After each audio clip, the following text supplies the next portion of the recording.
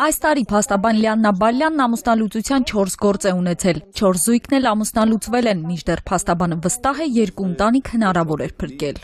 Որտեղ կենցաղային վեճ էր, մեկը կեսուր կեսրարի հետ հարաբերություն,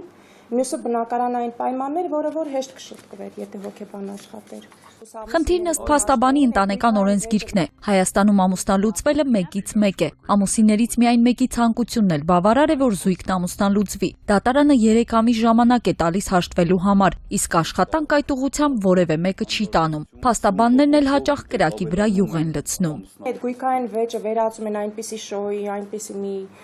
դատական երկար պրոցեսի են դարձնում, որ գումարը մեծ լինի։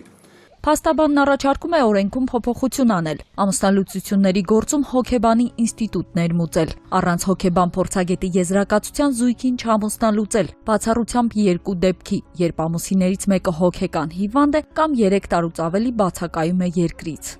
Եթե բարդացվի Հայաստանում ամուսնալուծությունների ընթացակարգը դատական օրենսգրքով, ապա կչանա, կնվազի։ Հոգեբան փորձագետների բացակայությունը հարցի մի կողմն է, չկան նաև ընտանեկան հարցերով մասնագիտացված դատավորներ եւ դատախազներ։ Լիաննա Բալյանը մշակել է ընտանեկան օրենսգրքի փոփոխության նախագիծ։ Այն արդեն ներկայացվել է նախագահին, կներկայացնեն նաև ազգային ժողով եւ կառավարություն։ Նելի Հարությունյան, Լեոնիդ Սաֆրազյան, Արմնյուզ։